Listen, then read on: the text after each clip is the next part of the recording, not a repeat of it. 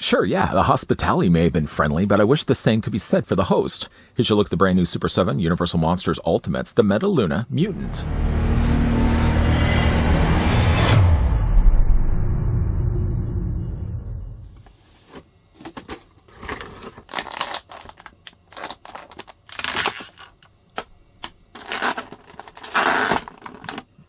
The Zagons have destroyed Metaluna, and only one of their mutant worker drones have managed to escape fiery death. This 7-inch, highly articulated Metaluna Mutant Ultimates figure is inspired by his appearance in the movie The Island Earth, and includes an interchangeable head and extra pair of hands. Don't let the opportunity to get the made-to-order Metaluna Mutant Ultimates figure escape your grasp. Make sure you add this classic monster to your collection of figures.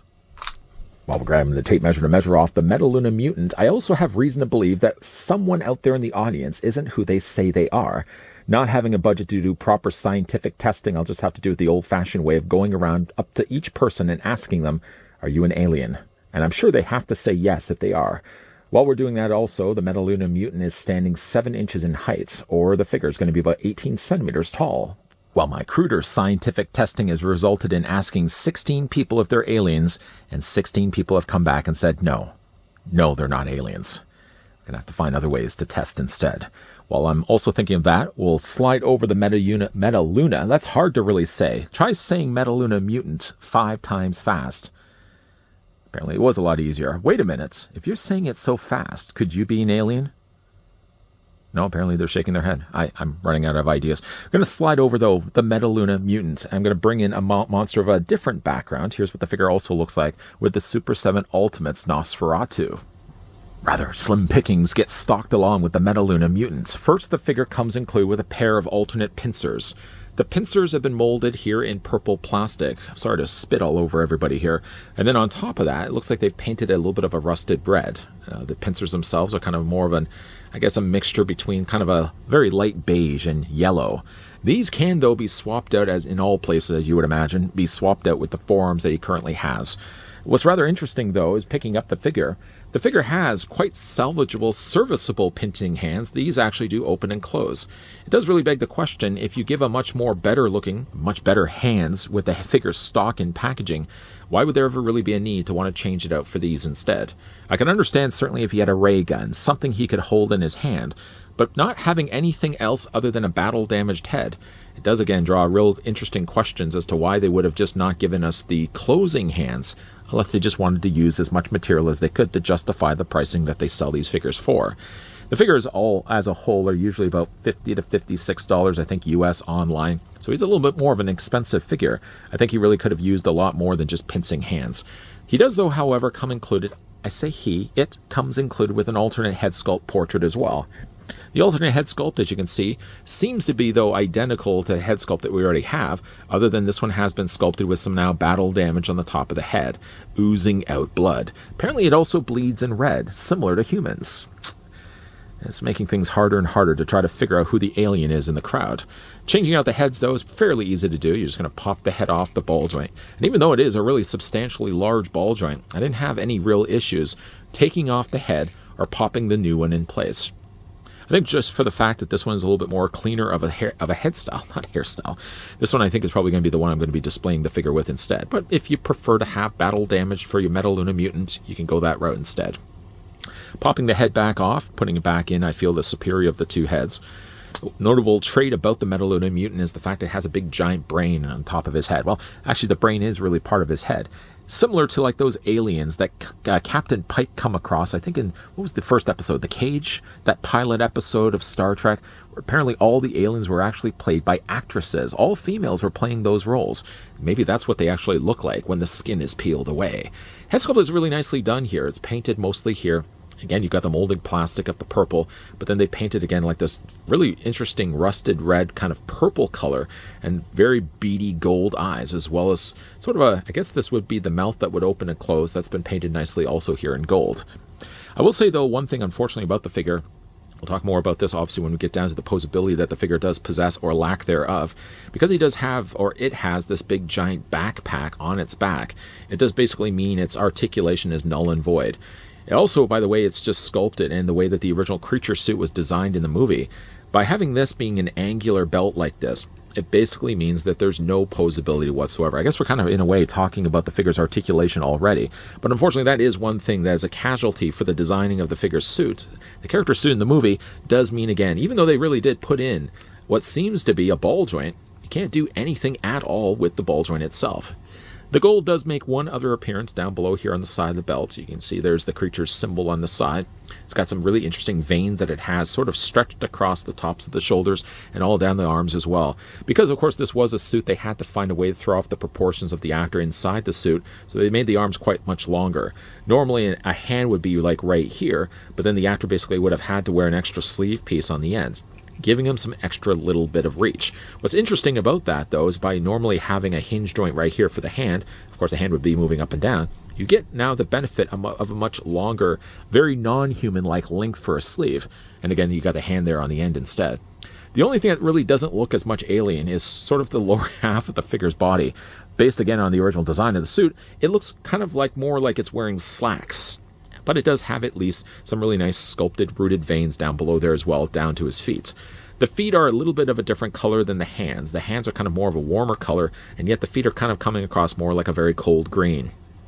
Now for the figure's articulation, we already touched a little bit base about kind of like the torso area here. But going back first to his head, the Metaluna mutant does have rotation in his head. Of course, it does have a ball joint, but just by the size and mass of the head, there's really not much you can do from rotating it back and forth. It doesn't also help either that the shoulders are on either side of it. It does move down only by that far, looks up only by that much, and you can rock it back and forth, but to get a full head rotation, it just isn't going to cut it, just because of this, again, the shoulders, just because of the size of the brain, and the backpack on the back of its torso. Why am I doing it like that? Already mentioned, though, while it does have some really interesting sculpt right here, I thought there may have been a swivel at the top here, but I think it's just the fact that this is an overlay over top of the torso piece. This is softer plastic, so they likely would have taken like the shoulder part and just put it over top of the torso. That unfortunately doesn't mean that there's no articulation here at all, and even though you can see it, there's a little bit of wiggling in the actual abdomen area, but I feel in a way they probably should have just done away with it altogether. Sculpted this as all one piece, and maybe then used the cost of would have been producing that ball joint.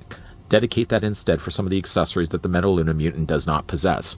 As for the shoulders, even though the shoulders are these very large grapes that he has on the tops, you can still easily move the arms forward and back, and also really out as well.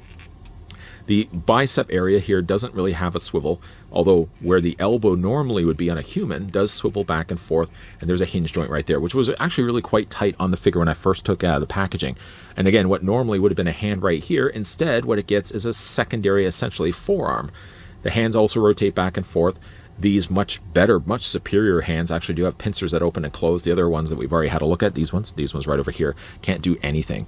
But before, I guess, we look at the rest of the figure's articulation, to change out the hands, even if you did want to, just pop those off, replace them, and plug those back into place. And again, the only difference is like these open and close, these ones don't. And if they don't, it really leads me to believe that at one point the figure had planned an accessory, something he could have held in his hand.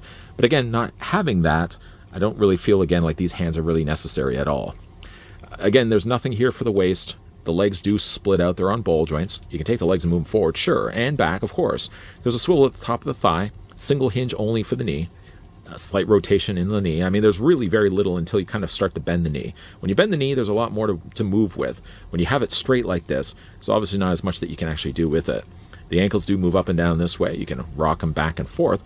And the Metaluna mutant, even though he is alien and all, does still have pegals on the undersides of the figure's feet. I like the look of this one. Again, it's a really interesting take on a classic movie monster. This one, I think, was from 1955, if memory serves me correctly. And again, we'll bring back in the Nosferatu. A bit of a different figure line that we're getting here from Super 7. I really did like the Nosferatu. I think the Nosferatu did come across a little cartoonier. This one definitely has a lot more vibrant colors. I really do like the blues. I really like the rusted reds that they use. And again, while it does have limited articulation points more in the abdomen area, and really what I still feel to be unnecessary swappable hands, I do really like the way that Metaluna mutant turned out here. In between takes, I did have a couple of people coming up to me to know the update of our intergalactic visitor that was sitting among us. I still don't know. I mean, I've asked, I thought everybody in the audience, except for one man that had to leave early. He said he was drinking too much juice and had to hit the restroom. It seemed to be like a viable enough argument. I just wrote it off that he had to use the can. Maybe I probably should have asked him again if he was alien. I think the rule is if you ask if somebody is an alien and they say no, I think you have to follow it up with, are you sure? And then they're supposed to apparently say that it's yes, they are an alien. So if he does come back, I'll ask him again, are you an alien? Hopefully he says no. If he says yes, I don't know if I have the proper precautions in place.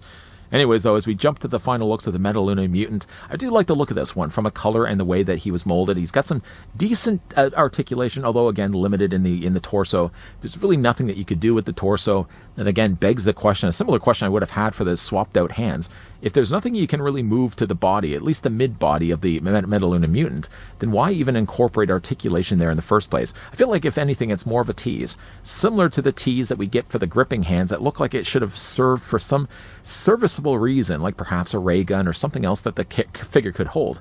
It's one of those ultimate figures that we've gotten really bare basics when it came to his release. I mean, at least when it came to Nosferatu, we got enough things to come with them. Swappable hands, a pair of keys, and 3 interchangeable head sculpts, that the Metaluna mutant only to come include 1 extra head sculpt, which happens to be the one I'm using right now, and only 2 pairs, or one other pair of 2 pincing hands. I feel like it really needed to have a lot more than what it does. For the price of what this guy sells for online, most again the ultimate figures, if I'm checking online, go for around $54.99. Nothing really different here when it comes to Metaluna mutant. For $54.99, I just wish that he would have had a lot more than what he actually did. What do you guys think of the figure? Let me know down below in the comments section. Is this a figure you could see yourselves picking up? Or is this one a simple pass? Do let me know down below. If you guys did, in the meantime, enjoy this video, whether you're alien or not, make sure you hit that with a like. And also, if you're loving the content you guys are seeing, and certainly would like to stick around for more, we will have more Super 7 reviews coming your way. If that's the kind of thing you like to check out on a regular basis, hey, now you can also check out the playlist. Super 7 stuff. That's all the stuff I've covered over the last couple of years. Feel free to give that a gander if you have a little bit of time on your hands before you leave this planet. As always, guys, thanks for watching. See you guys next time.